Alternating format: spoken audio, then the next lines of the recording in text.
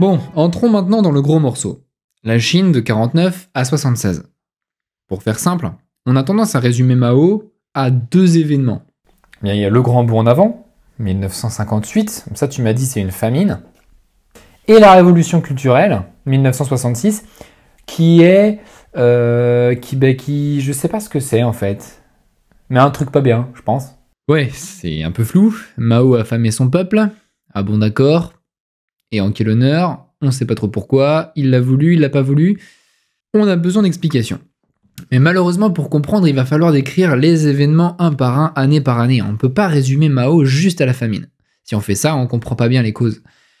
Il s'est passé des choses avant qui vont nous permettre de mieux comprendre le grand bond en avant. Mao est populaire en 49.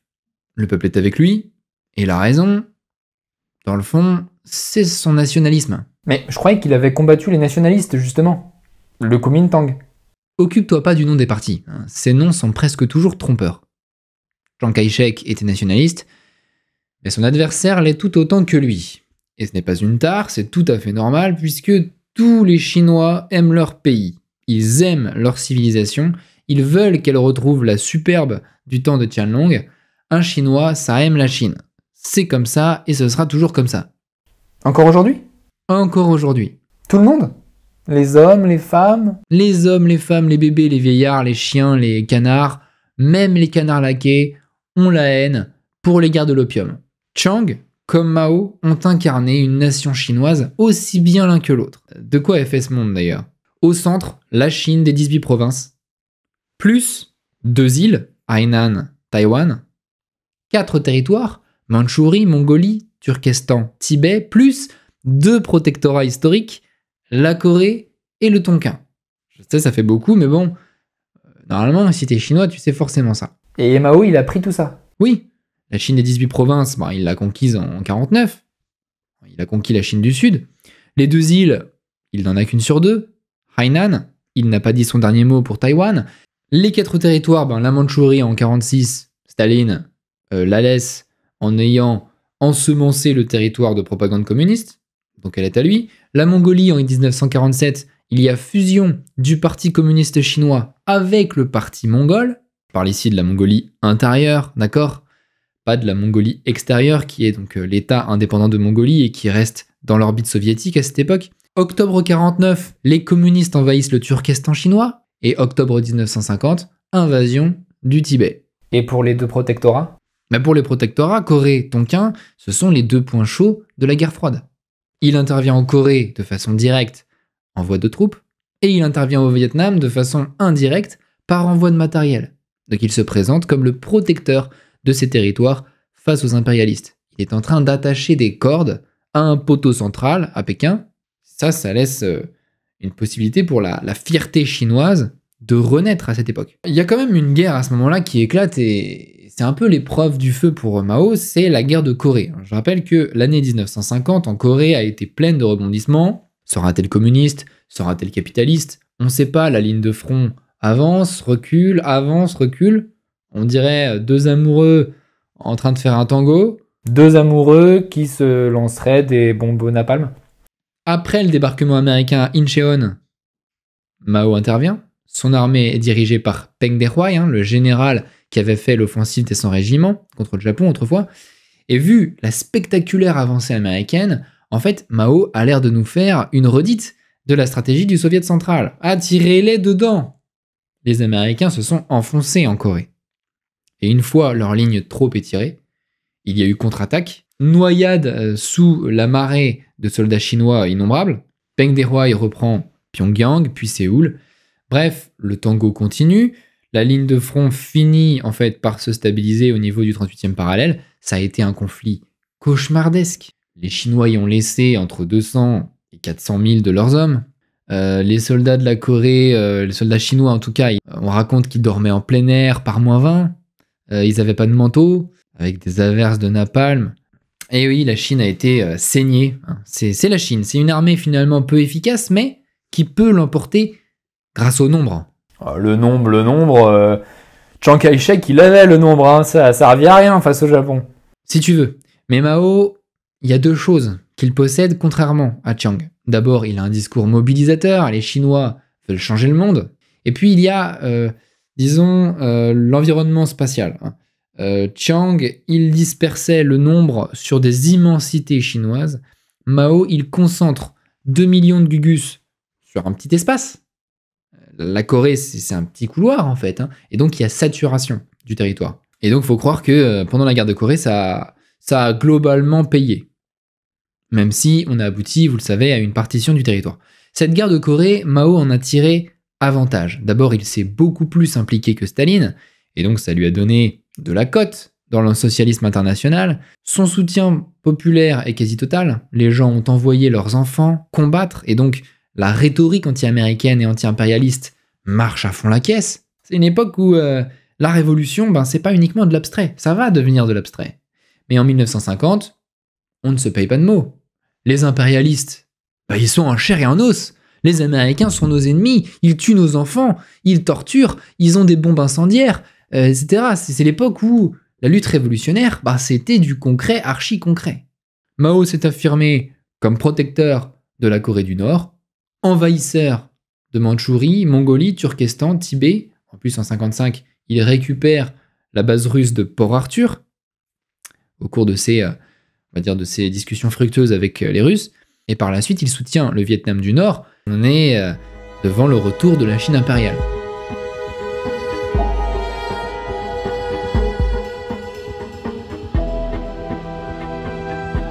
Pendant la guerre de Corée, que se passe-t-il en Chine même? Purge? Oui, Mao doit épurer la Chine de ses éléments trop compromis dans le Kuomintang et avec les Américains. Ça fait un paquet de monde. Il faut éradiquer les traîtres. Mao se vante d'avoir fait exécuter 710 000 personnes. Effectivement, c'est un minimum. Au vu des procès publics qui se sont déroulés à Pékin même.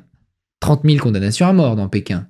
Et si on compte les lynchages qui ont eu lieu dans les campagnes, il est possible qu'on ait atteint le million de victimes. On n'en parle même pas. Et pourquoi on n'en parle même pas? Parce qu'effectivement, ce n'est pratiquement rien comparé à ce qui va suivre. Le témoin Jean Pasqualini disait « Le record d'exécution en un seul jour à Pékin se monta à 199, tandis que dans les campagnes, beaucoup d'autres périrent par le couteau, par les balles et par la corde. » C'est ça la répression des anciens cadres. Bon, c'est un sacré coup de nettoyage. Cette violence, elle épure la Chine. On se dit, mais maintenant, la violence ne va plus être nécessaire puisque l'État va pouvoir être pleinement socialiste et l'impérialisme est vaincu. C'est une douce naïveté, en fait, le sang a juste commencé d'être versé. Et commence une suite de purges qui ne va jamais s'arrêter. La première purge, c'est celle des 3 anti et des 5 anti. Elle vise des milieux des hommes d'affaires. Anti, ça veut dire anti-corruption, anti-bureaucratie, anti-évasion fiscale, anti-ceci, anti-cela. Ce sont les premières vagues d'emprisonnement massif. Des centaines de personnes sont emmenées en camp de travail. Mao est en train de concevoir l'un des plus extraordinaires appareils de réformation de la pensée, qui s'appelle le Laogai. Ce sont des camps de rééducation qu'on peut dire équivalent du goulag. Et effectivement, la plupart des gens ne sont pas tués pendant ces purges, on n'a que 10 000 morts. Le reste, ils vont là-bas, au Laogai, nourris, logés, blanchis par l'État. Et Jean Pasqualini, qui est passé par le Laogai, nous a révélé quel est le véritable climat à l'intérieur de ces institutions. Bon, la révolution ne fait que commencer. Mao a fait un peu de ménage, c'est bien, mais il est là pour instaurer le socialisme quand même. Donc pas de temps à perdre. Il faut procéder à la fameuse collectivisation des terres, l'abolition de toute propriété terrienne, pour enfin s'approcher du paradis promis par Karl Marx. C'est comme Staline.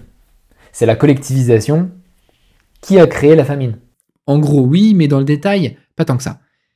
À l'époque de Staline, la collectivisation a abouti à une famine très rapidement. Vous vous souvenez peut-être, on en avait parlé dans cet épisode, les paysans étaient complètement hostiles, ils se sont rebellés, il y a eu une escalade totale entre l'État et les paysans, ils ont fini par liquider leur bétail pour empêcher qu'ils ne soient réquisitionnés.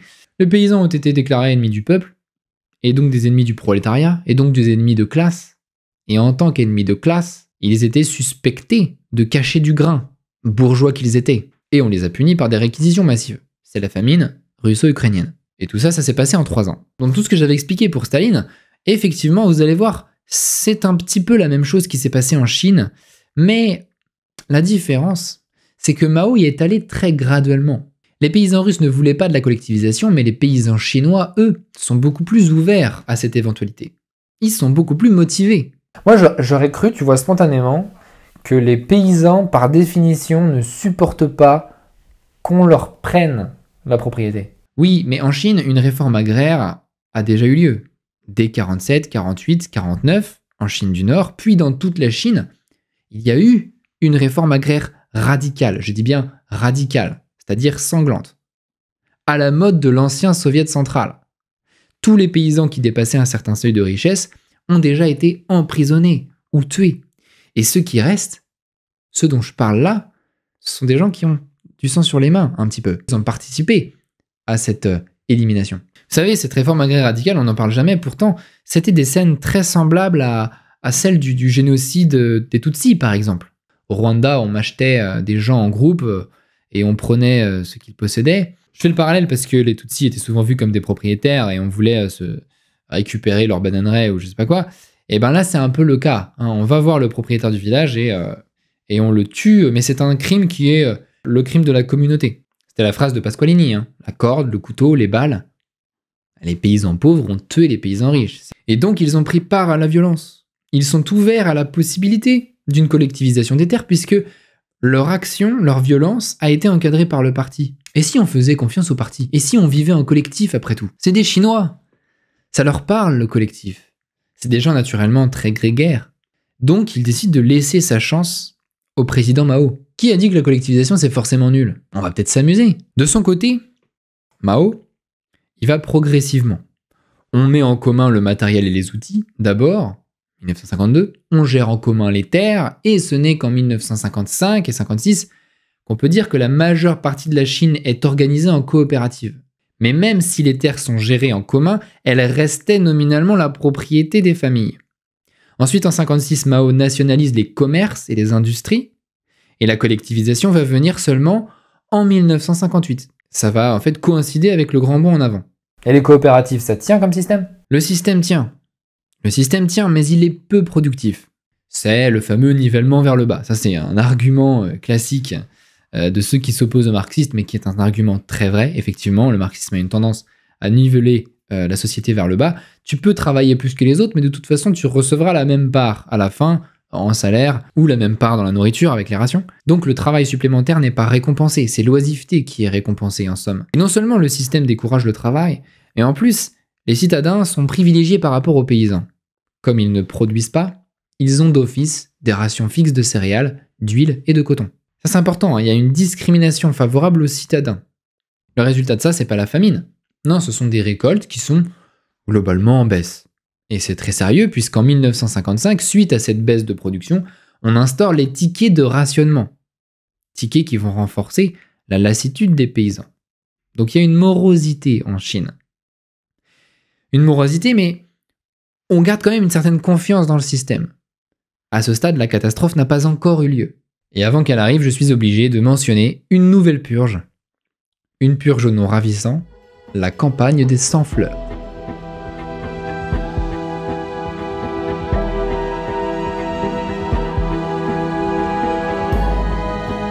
Que 100 fleurs s'épanouissent, que 100 écoles de pensée rivalisent. C'est par ces mots, en 57, que Mao ouvre la campagne des 100 fleurs. Personnellement, je trouve cette rhétorique complètement kitsch, mais je pense que ce qui nous paraît désuet à nous en langue française sonne mieux en chinois. Que 100 écoles de pensée rivalisent. Bon, c'est quoi ça encore? C'est un appel... à la liberté de penser. Exactement. Mao appelle à la liberté de penser. Que 100 écoles de pensée rivalisent. Pensez, mes amis, pensez, soyez fous, soyez innovants, croissez mes plantes. Devenez les Socrates, les Platons, les Aristotes du socialisme. Je vous la fais courte, c'est une déclaration libérale. Très naïve et très sincère. Je dis que c'est très naïf parce que Mao n'arrive pas à voir qu'on ne peut pas créer ni des Socrates, ni des Platons et des Anaximènes, ni des Pythagore dans le système étroit et un peu idiot du marxisme orthodoxe. Il y a des grands philosophes marxistes pourtant. Oui, si tu veux, mais bizarrement, ils habitent tous en Europe de l'Ouest, hein, tes grands philosophes marxistes. Donc, les 100 fleurs. Les intellectuels y ont cru à cette annonce. Ils ont commencé par sortir le nez de l'écharpe, renifler un peu. à quelle sauce on va être mangé. Et petit à petit, ils sortent du bois. Ils se mettent à critiquer ceci et cela. J'ai rien contre le président Mao, mais j'en ai marre des tickets de rationnement. On n'a même plus d'huile au réfectoire. Aliment de base en Chine. L'huile de soja. J'ai rien contre Mao, mais depuis que les écoles sont investies par les intellectuels prolétariens, qui sont en fait des paysans rustres aux ordres du parti, on n'arrive même plus à enseigner. Etc. Donc les intellectuels commencent à critiquer. De toute façon, c'est adressé aux intellectuels et on leur demande de critiquer. Et donc ils le font. Et Mao se rend compte que son système ne fait pas du tout l'unanimité. Mao est convaincu par le marxisme. Il a cru, sincèrement, dans l'exemplarité. Les intellectuels vont naturellement voir d'eux-mêmes qu'on est plus heureux dans le monde socialiste. Et que Marx avait raison. Sauf que ça n'a guère l'efficacité attendue.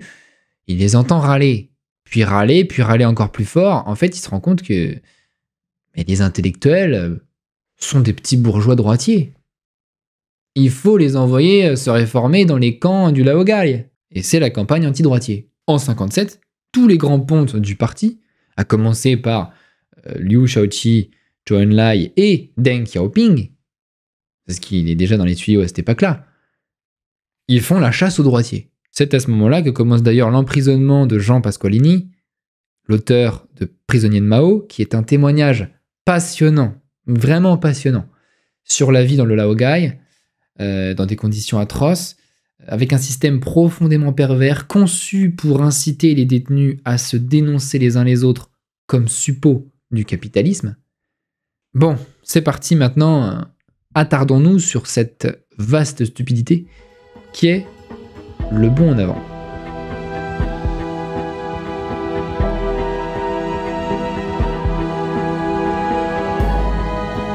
Neil Armstrong disait « C'est un grand bond pour l'humanité » en 69.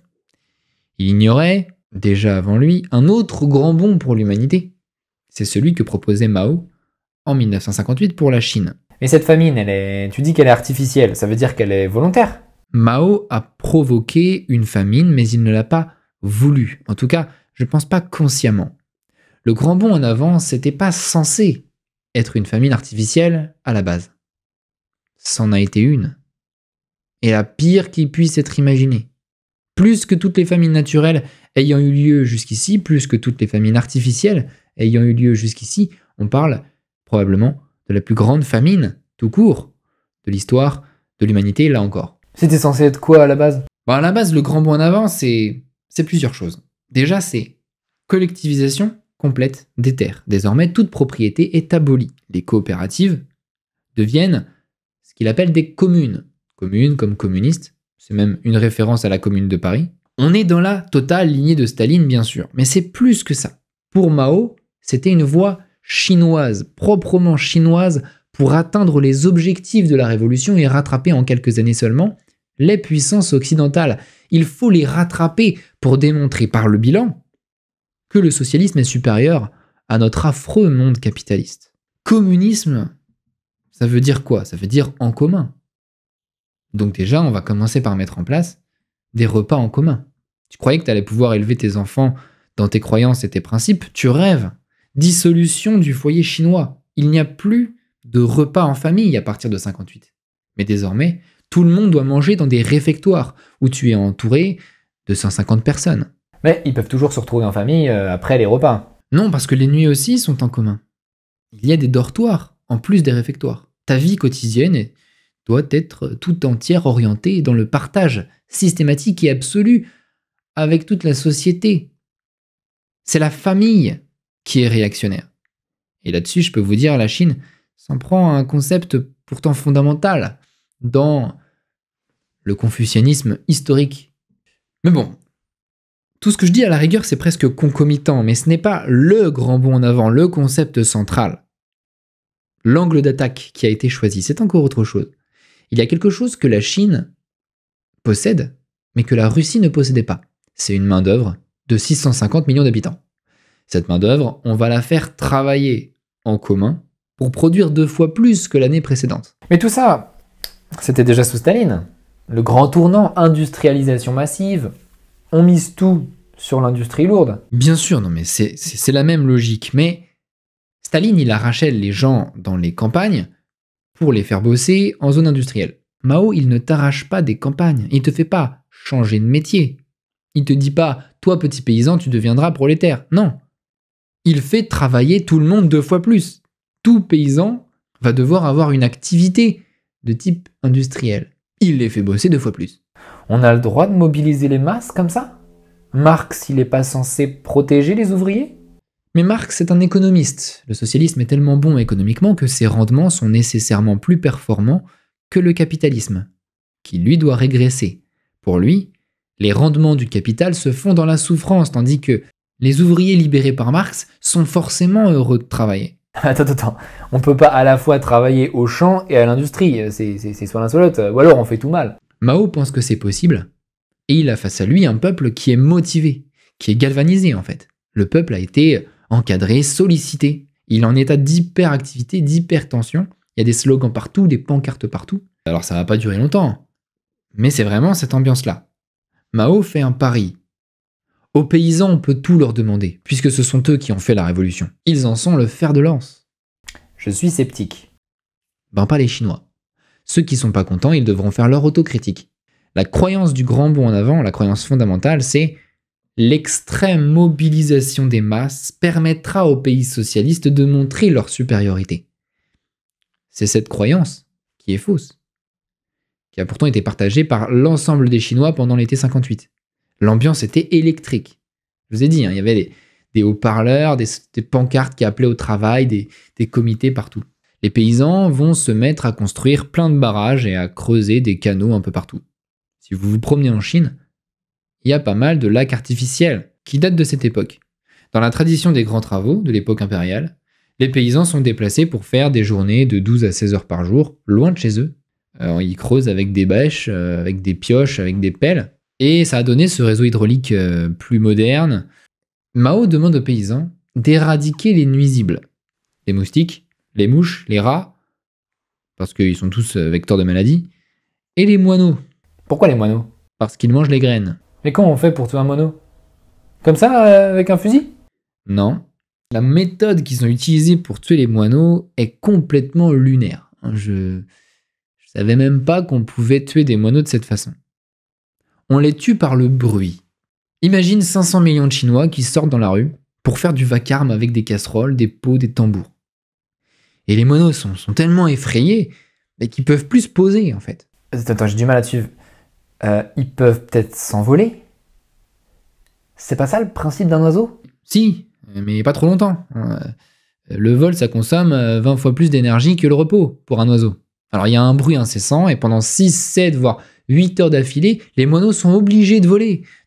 Et en fait, ils accumulent de l'acide lactique dans le sang.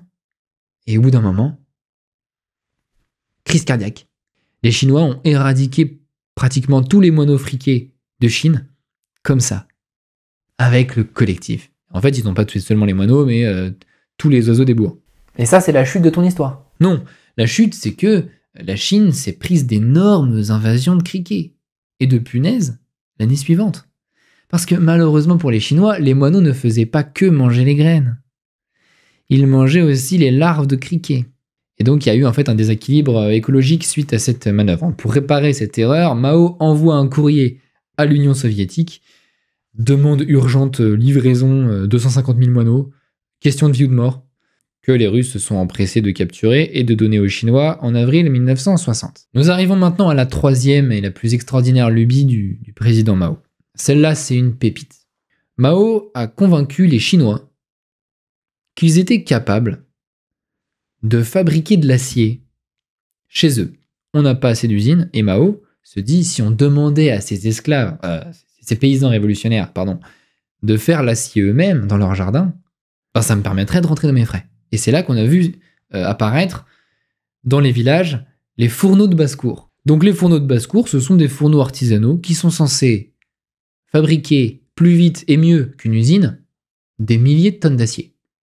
C'est des petits fourneaux de petite taille, 2-3 mètres. Attends, ça va un peu vite là. Pour faire de l'acier, il faut des minerais de fer. Et du charbon d'ailleurs. Donc comment ça se passe? On va livrer dans chaque maison un stock de fer? C'est compliqué ton machin. Non, il n'y a pas de gisement. Mais comment ils pensent faire de l'acier s'il n'y a pas de fer? Le fer, il est chez toi. Chez moi? Ta poêle, ton couteau, tes ustensiles de cuisine, la lame de ta scie, ta bêche. Mais t'es fou, j'en ai besoin de tout ça. Mais ça, on s'en fiche. L'acier que tu vas faire vaudra tellement cher qu'avec les bénéfices collectifs, on pourra avoir 1000 fois mieux en termes d'équipement. Non, non, les Chinois n'ont pas besoin de gisement de fer.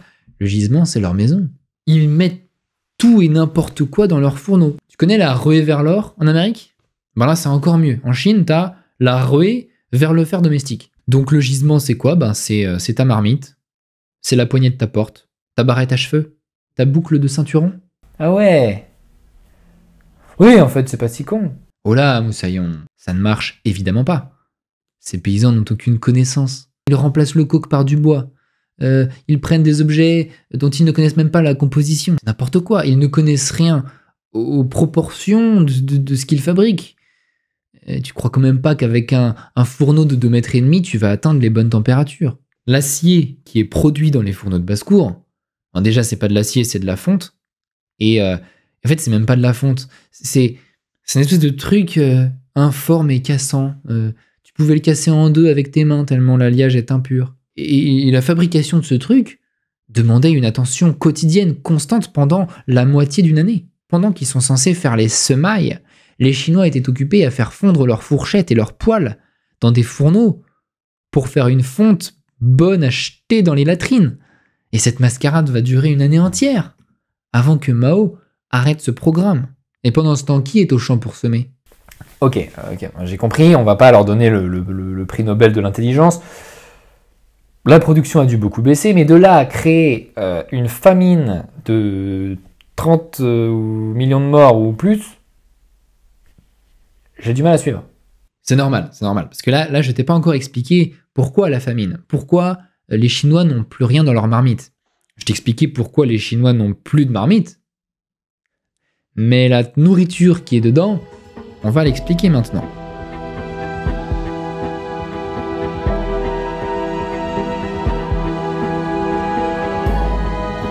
La famine artificielle. Qu'est-ce que la famine artificielle? C'est une inadéquation entre les statistiques du grand bond en avant et les récoltes du grand bond en avant. Je m'explique.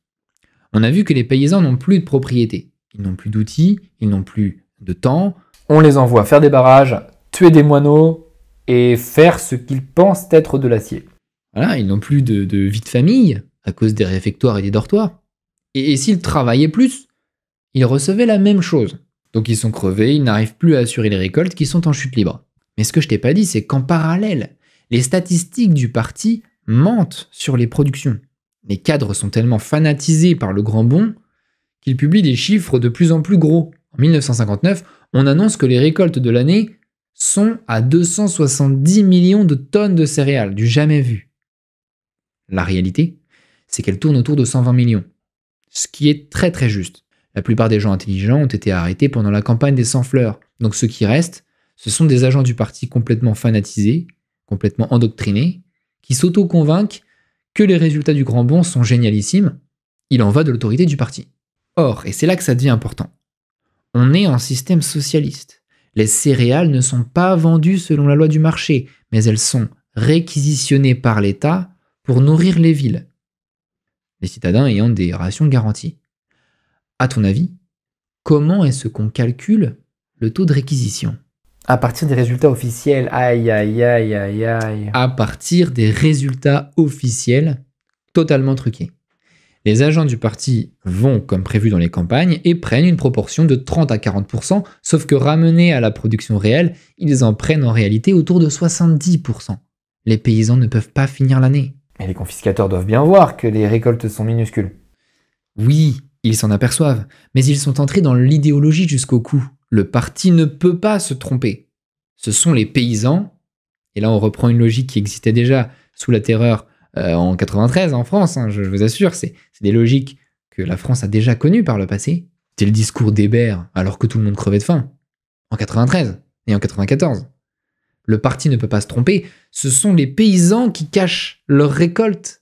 Les paysans sont de méchants accapareurs, des petits bourgeois qui mangent ce qui appartient au peuple.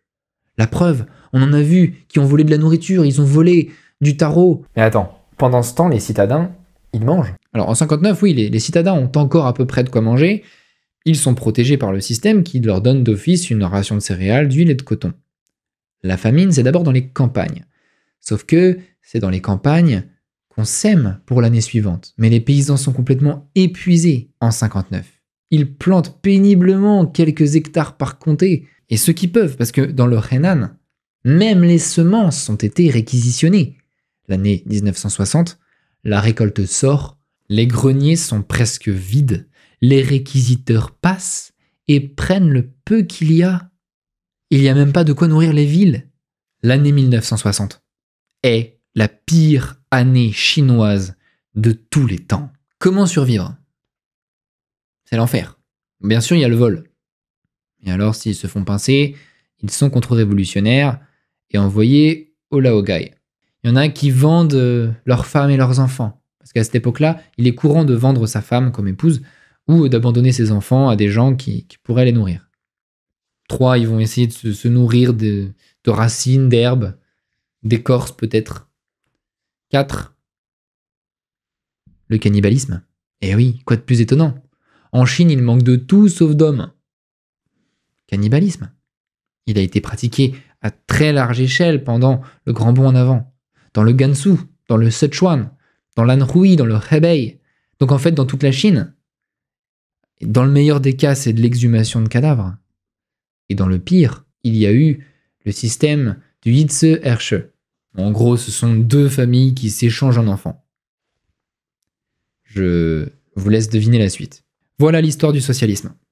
Marxiste, débrouillez-vous avec ça. En passant, à tous ces morts, il faut ajouter un fait de violence culturelle. La Chine envahit le Tibet. Au même moment, on est en 1959. C'est à ce moment qu'a lieu la fuite du Dalai Lama qui traverse l'Himalaya et rejoint un lieu refuge en Inde.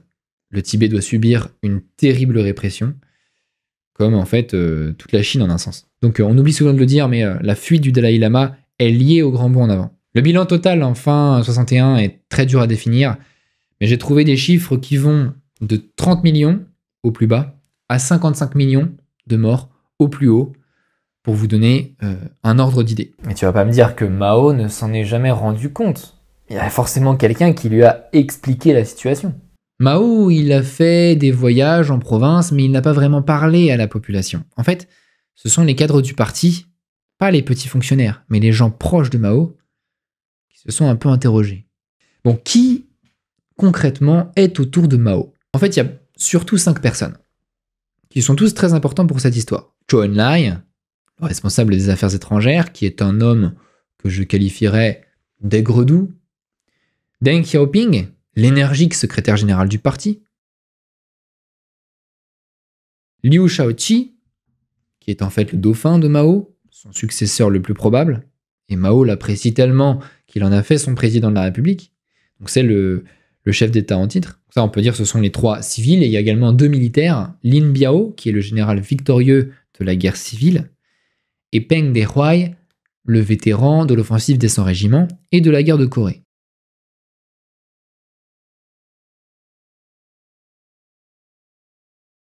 Il n'y en a pas un pour réagir.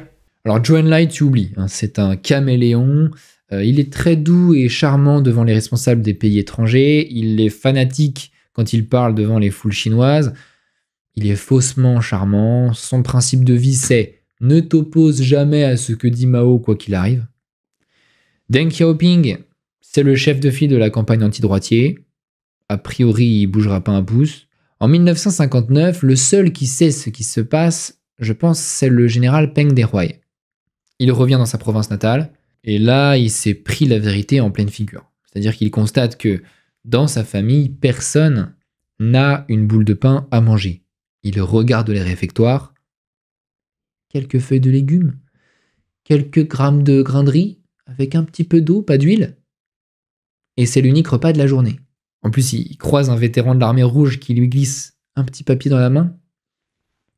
Appelez au secours pour nous. Peng Dehuai décide d'agir. Il envoie à Mao une lettre d'opinion. Il rédige ses observations. Il s'est développé dans le parti une exaltation petite bourgeoise qui a menti sur les chiffres le pays est en train de mourir de faim. Vous voyez qu'il parle en termes marxistes puisque c'est le seul langage susceptible d'être compris par Mao. Ce dernier invite chaleureusement Peng à venir témoigner au prochain conseil. Une fois qu'ils sont tous réunis, Mao l'attaque tout de suite. Nous avons parmi nous un opportuniste de droite. Il doit immédiatement faire son autocritique. S'ensuit un dialogue lunaire où Peng essaye désespérément de parler du monde réel à des hommes qui ne s'intéressent pas au monde réel.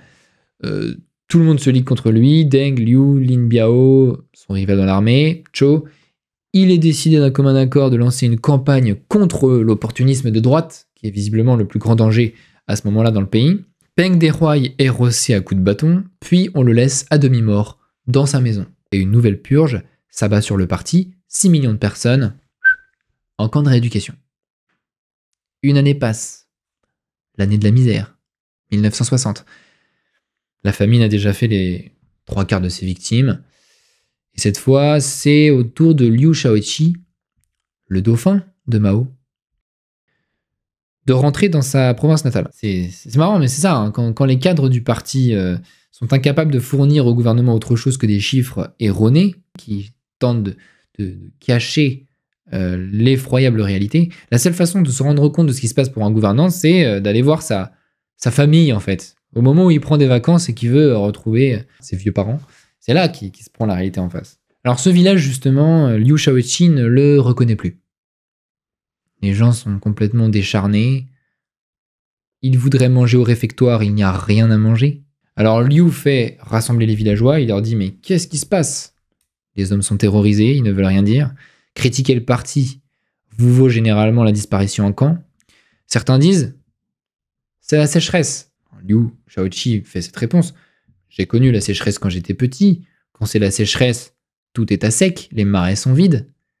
Et là, je vois que les marais sont mis pleins. Donc il y a peut-être un problème de sécheresse, mais ce n'est pas le principal problème. Et finalement, quelqu'un prend la parole et lui dit « À mon avis, président, la famine est due à 30% de causes naturelles et à 70% de causes humaines. » Liu Shaoqi rentre à Pékin, la famine s'est répandue, les rumeurs autour de Mao sont là. Mao le sait. Et si on avait surestimé les récoltes? Et si on avait surestimé nos forces? Le problème, c'est que personne n'ose parler. Liu Shaoqi, lui, il est président de la République. C'est peut-être l'homme en qui Mao a le plus confiance. Mais même lui, il a un peu peur. Et c'est à ce moment-là qu'a lieu la chute de notre histoire. C'est la session plénière des 7000 cadres dirigeants du parti. On est en janvier 62. La session habituelle, Mao organise les discussions, on blablate, on en tire une synthèse, et il demande le dernier jour de la session à Liu Shaoqi, en qualité de président, de lire la synthèse que lui, Mao, a écrite. Liu arrive pour faire son discours. Il a les mains qui tremblent. Il prend la feuille qu'il doit lire et il la pose. Mes camarades, notre peuple crie famine et cette famine est due à 30% de causes naturelles et 70% par notre faute. Les cadres n'en reviennent pas et ils commencent à parler, à s'exprimer. Oui, président, oui, j'ai perdu ma famille, j'ai perdu ma mère, etc. Enfin, les gens, la parole se libère. Et ce jour-là, Mao Zedong est face à une foule de gens qui sont soulagés parce que la vérité a été dite. La vérité délivre. Alors, la foule n'était pas de son côté à Mao. Et Liu Shaoqi, qui, en bon disciple de Sun Tzu, sait qu'il faut toujours proposer une porte de sortie à un ennemi, propose à Mao de faire son autocritique. L'autocritique, c'est un passage obligé.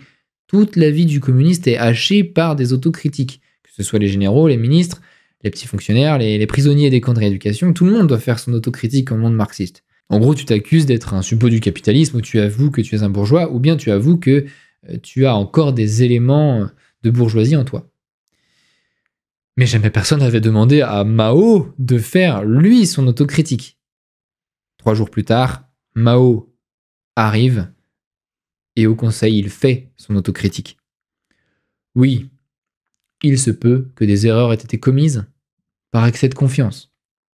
Sous-entendu, ça vient de mes subalternes et pas de moi, et donc il décide qu'on va supprimer les communes, supprimer les brigades, les réfectoires, on revient aux coopératives, le grand bond en avant est fini.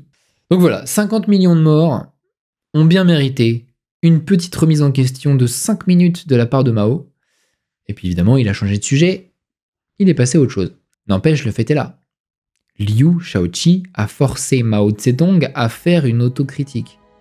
Et ça, tout le monde l'a très bien compris. À partir de ce jour, Mao n'a plus qu'une envie, c'est de faire étrangler, humilier devant tous cet homme qui a osé défier le grand timonier. Son dauphin est devenu son ennemi mortel.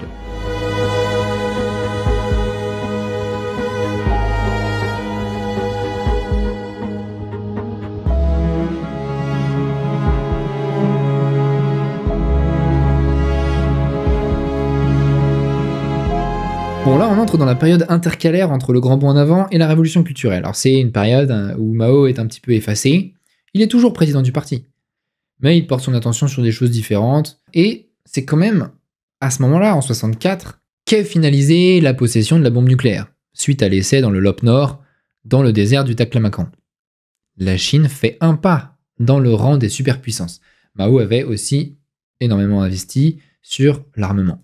Et puis c'est dans cet interlude qu'il commet ce livre promis à une grande destinée, le Petit Livre Rouge. En fait, c'est une collection de phrases assez directes, presque des versets, qui peuvent être compris par tout le monde, et qui ont été en fait collectés par Lin Biao, le grand vainqueur de la guerre civile, qui est maintenant le dernier membre du Politburo en qui Mao ait totalement et pleinement confiance, si on nommait l'efficace et transparent Zhou Enlai. Donc c'est lui qui a en fait collecté ce petit livre rouge, il voulait le distribuer à ses régiments. À l'époque de la révolution culturelle, on donnait des coups de petits livres rouges sur la tête des contre-révolutionnaires pour que ça rentre. Et il faut reconnaître que Mao a une certaine façon imagée d'aborder la révolution. C'est vrai que c'est très didactique, ses formules sont assez élégantes, hein, la révolution n'est pas un idée de gala, et ce sont des textes qu'on peut lire en communauté, en réunion, dans les casernes, dans les usines, etc. Mao veut revenir sur la scène. Comment revenir de façon éclatante? Il nous a fait une mise en scène assez remarquable. Il revient par un exploit sportif. En fait, il a traversé le Yangtze à la nage. Et c'est comme ça qu'il fait son grand retour. Il est l'homme qui peut nous conduire, le grand timonier. Malgré son âge, il arrive encore à faire des prouesses. Parce que nager, c'est un exploit sportif. La majorité des Chinois savent pas nager, donc quand ils voient Mao Zedong traverser le fleuve bleu, ils le prennent pour Léon Marchand, et lui capitalise sur cet exploit pour en faire une sorte d'énergie sacrée dans la lignée des grands empereurs célestes. Donc il revient, Mao, il a un nouveau projet dans les valises, et ce projet s'appelle la Révolution culturelle, encore un beau morceau d'anthologie, préparez vos mouchoirs, il va y avoir de quoi pleurer.